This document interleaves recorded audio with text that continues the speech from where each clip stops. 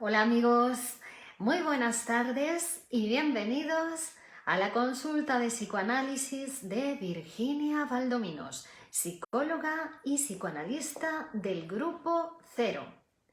Bienvenidos al espacio de psicoanálisis y salud mental, donde cada lunes vamos respondiendo a las preguntas y a los temas sugeridos por nuestros queridos televidentes, por nuestros queridos amigos y seguidores de las redes sociales, tanto en Facebook como en el canal de YouTube de la consulta de psicoanálisis, que pueden ustedes encontrar y pueden suscribirse y así estarán informados de todas las novedades y de todas las transmisiones en directo. El tema de hoy que vamos a tratar ha sido sugerido y planteado por uno de nuestros seguidores, por nuestros estimados seguidores que estáis ahí y que es para ustedes estas transmisiones, para que ustedes puedan conocer mejor cómo funciona nuestra mente y cómo cuidarse la salud mental. Porque estamos hartos que nos hablen de las enfermedades mentales. En todos lados se está haciendo hincapié en la actualidad acerca de el aumento, el incremento de los índices de la enfermedad mental y de los porcentajes de personas que padecen enfermedades mentales, pero en ningún lado se habla de la solución, se habla de la herramienta para cuidar la salud mental, que es el psicoanálisis. La salud mental y los problemas mentales del estado de ánimo, del pensamiento, de la psique, del psiquismo, del estar, del ser, tienen tratamiento y se llama psicoanálisis. Entonces, el tema de hoy, hola, saludos de Pedro desde Culiacán, Sinaloa, México. ¡Viva la causa freudiana! ¡Viva! Y Mireia Osuna también lo está viendo. Saludos a todos, queridos y queridas. Bien, el tema de hoy que ha sido propuesto por uno de ustedes es las etapas del desarrollo psicosexual y qué patologías están relacionadas con cada una de estas etapas. Es muy interesante que hablemos de esto también para ver cómo la enfermedad realmente en psicoanálisis es una cuestión de cantidad. La diferencia entre la salud y la enfermedad es una cuestión de cantidad, es decir, que las personas que se enferman de neurosis o de psicosis o de otro tipo de enfermedades psíquicas, no es que sean personas extrañas, raras, taradas, que les falta algo o que les sobra algo, no. Son personas que con los mismos mecanismos psíquicos que todo, la mente está estructurada de la misma manera, solo que se pasan en el uso de algún mecanismo psíquico. Y eso es lo que da lugar a la enfermedad. Son cuestiones de cantidad, son exageraciones en el mecanismo de los en el uso de los mecanismos psíquicos normales. Aquí saludan también Rodrigo Osorio, buenas tardes doctora, feliz regreso, buenas tardes Rodrigo, Diana Cecilia, que lo está viendo, y Carlos Latorre, buenas tardes amiga, buenas tardes Carlos, buenas tardes a todos. Bien, entonces, para ver cómo estas cuestiones en realidad tienen que ver con la sexualidad, ¿no? Bueno, esto cuando Freud lo anunció allá por el año 1900, cuando escribió y publicó La interpretación de los sueños, ahí lo inició y ya se escandalizó la sociedad victoriana en la que se vivía y en la que vivimos, porque todavía vivimos en una sociedad victoriana, todavía vivimos en una sociedad racionalista, a la que tardan mucho en llegar los nuevos descubrimientos científicos. Ustedes dense cuenta que la ciencia siempre va a veces cientos de años por delante de la sociedad, ¿no? La ciencia va por delante, obviamente, va haciendo los descubrimientos. Y por delante de la ciencia va la poesía, ¿no? Va el hombre, la inventiva del hombre, la imaginación poética, abriendo puertas y nuevas posibilidades para el lenguaje y para el avance de la humanidad, ¿no? Entonces por ahí entra la ciencia, va haciendo los descubrimientos científicos y después Esos descubrimientos científicos tardan cientos de años, en el mejor de los casos, en llegar a la sociedad. Este es el caso del psicoanálisis, que se descubre la psique humana y su funcionamiento a principios del siglo XX. Freud escribe la interpretación de los sueños y ahí muestra cómo funciona el aparato psíquico, cómo funciona la mente humana, pero las primeras reacciones frente a cualquier descubrimiento científico, por muy pequeñito que sea, hasta para el estetoscopio fue así, ¿no?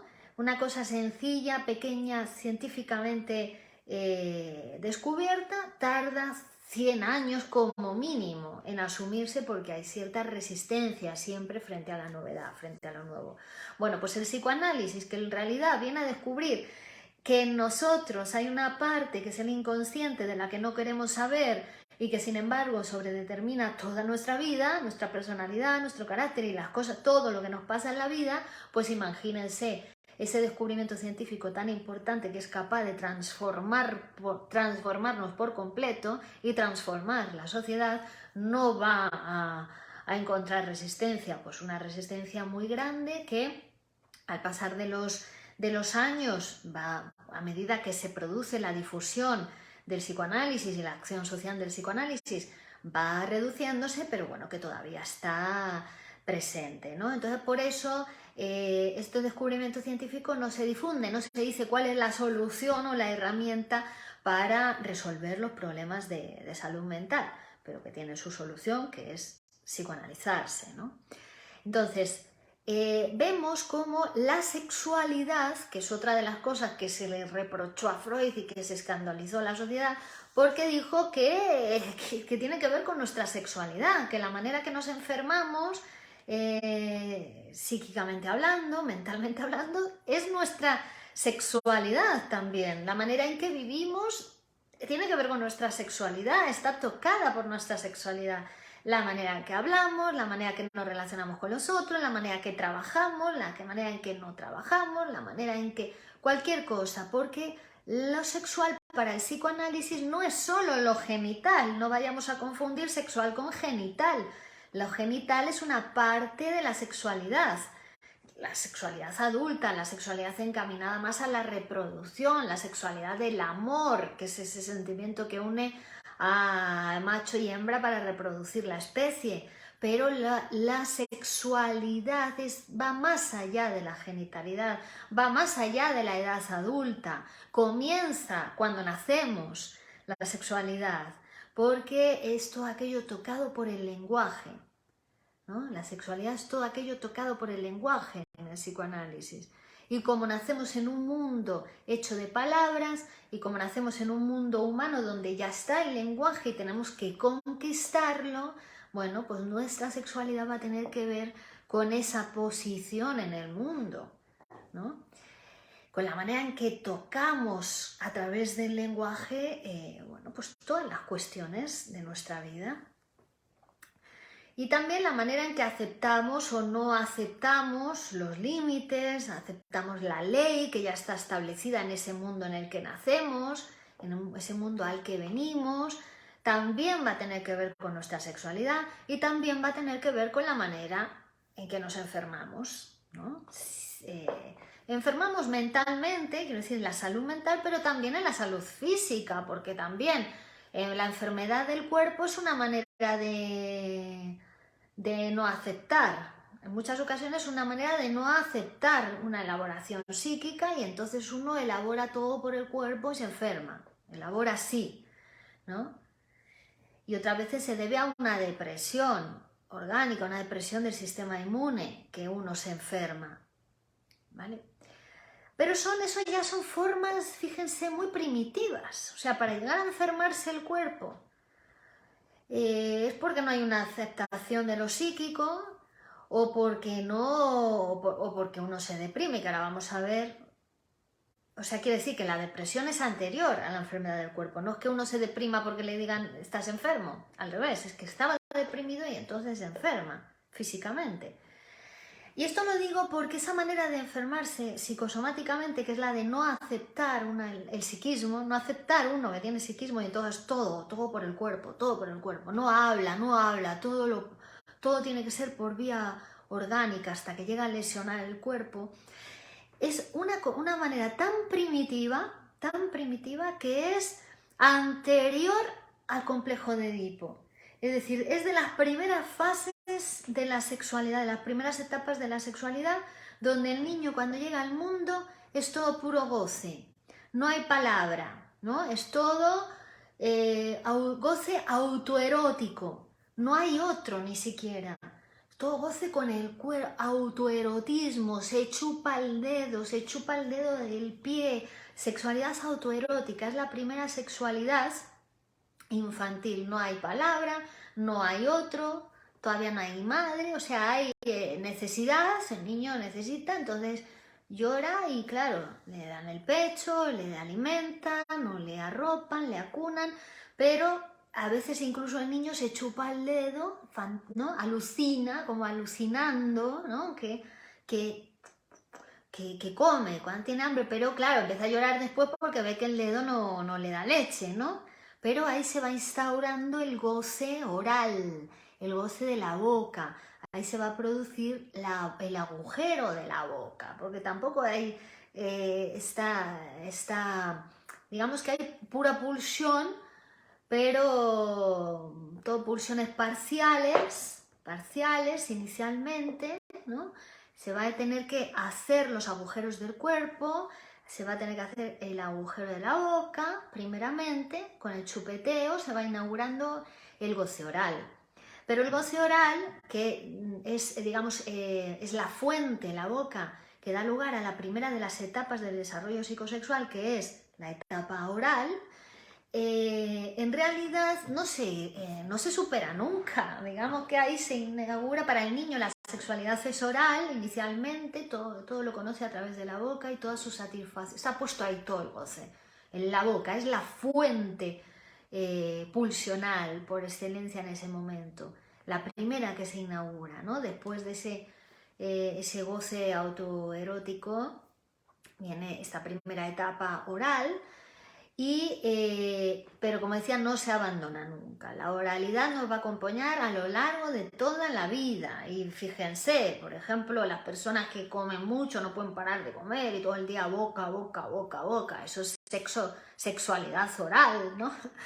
O yo qué sé, el que canta, ¿no?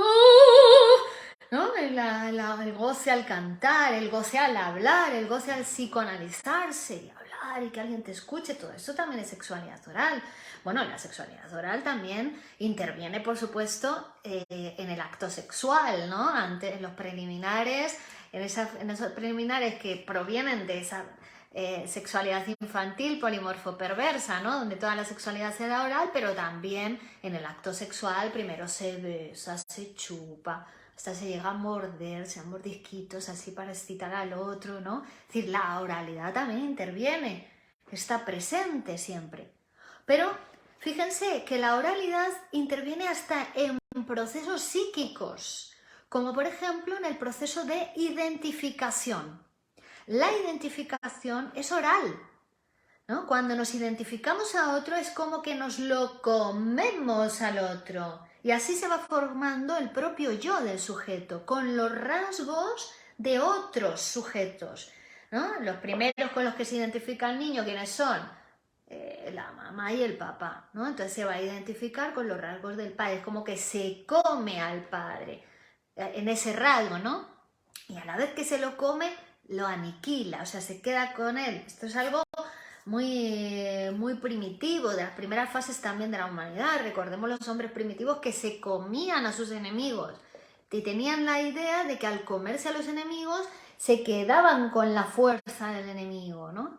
Bueno, pero también el niño, que es un pequeño hombre primitivo que todavía no habla, que hace gruñidos, ¿no? Y que es como que pasamos desde la infancia hasta la adultez por todas las fases en las que ha pasado la humanidad a lo largo de su historia, ¿no? Es la ontogénesis, reproduce la filogénesis de la especie. Entonces el niño es un pequeño hombre primitivo y digamos que se va a ir forjando su yo diferenciado del exterior y de los otros a base de identificaciones a rasgos concretos de los otros, ¿no? Y eso es todo por vía oral.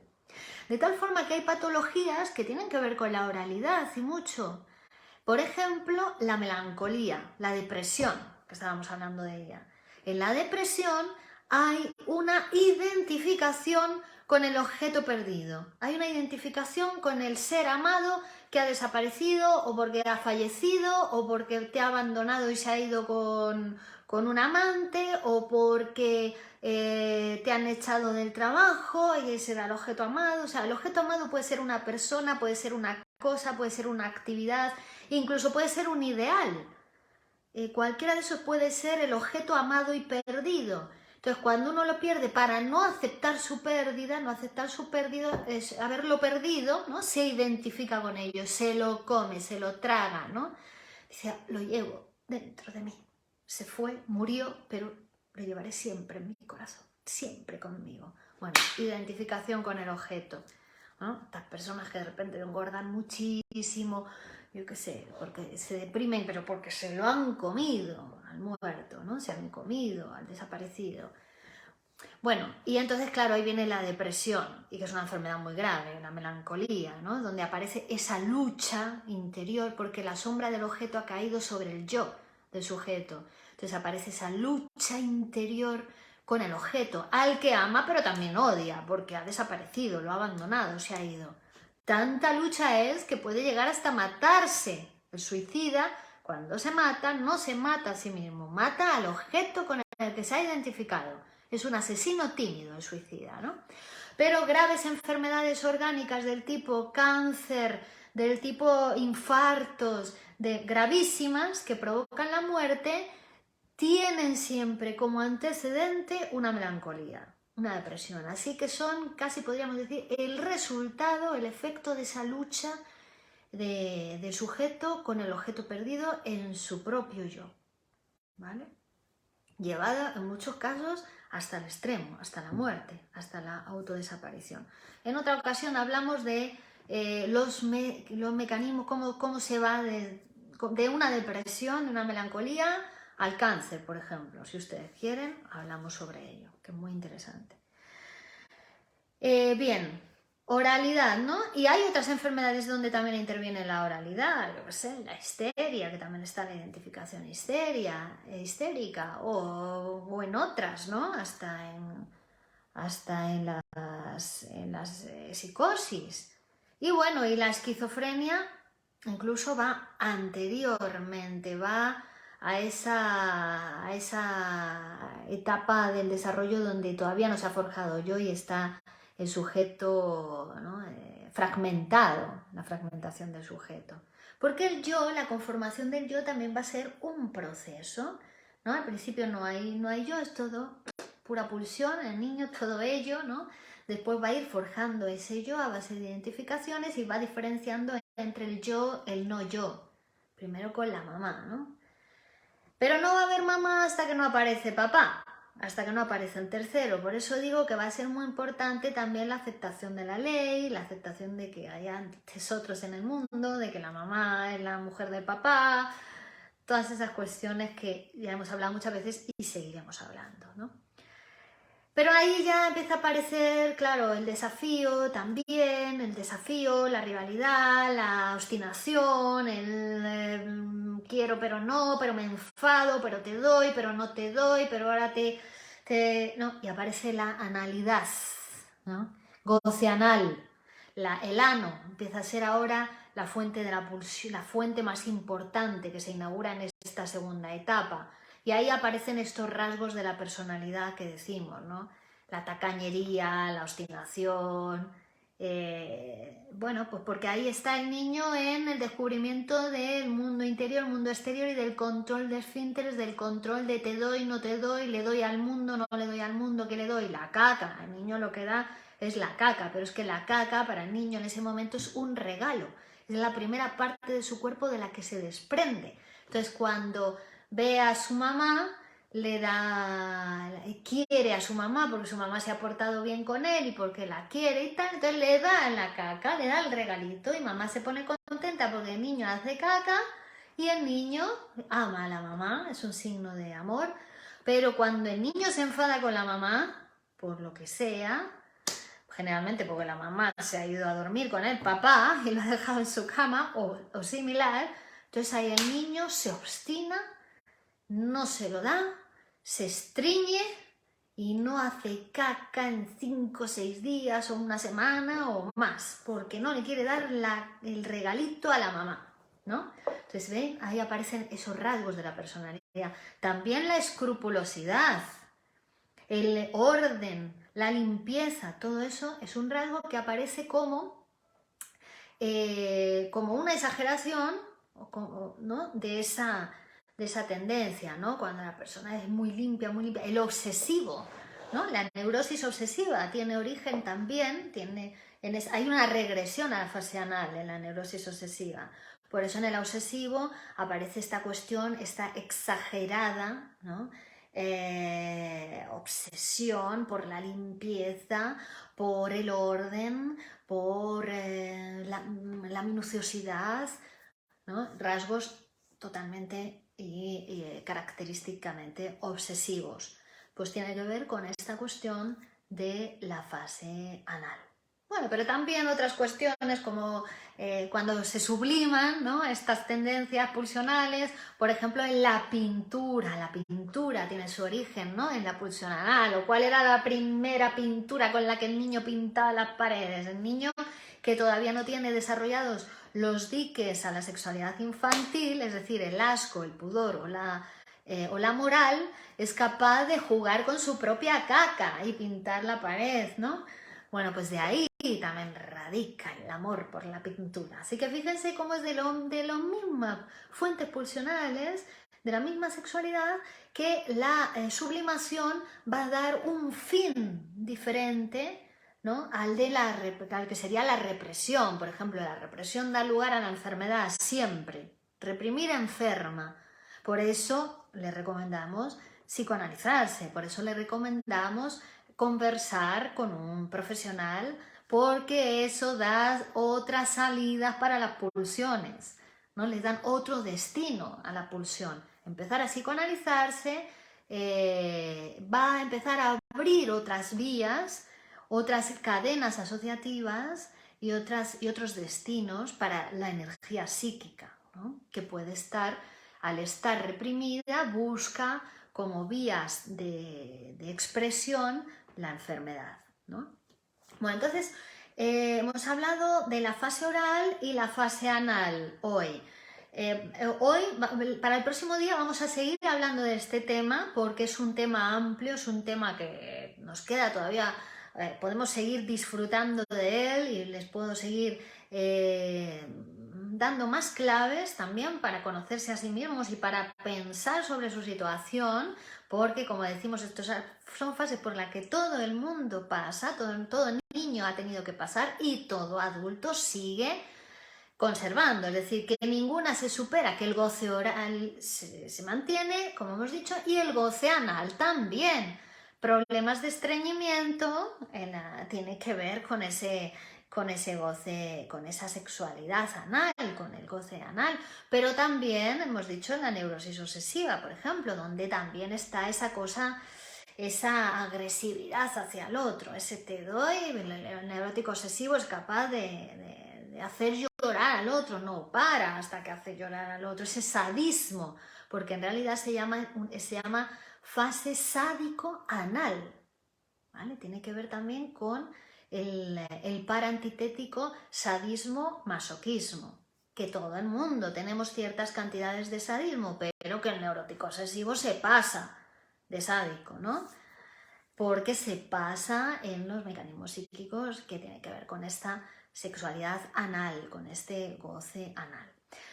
Bueno, fase oral, fase anal. Nos queda hablar de la fase fálica, nos falta hablar de la etapa del periodo de latencia y nos falta hablar de la sexualidad genital adulta, porque la sexualidad humana está dividida, a diferencia de cualquier sexualidad animal, en dos fases, la sexualidad infantil y la sexualidad adulta, separada por un periodo de latencia.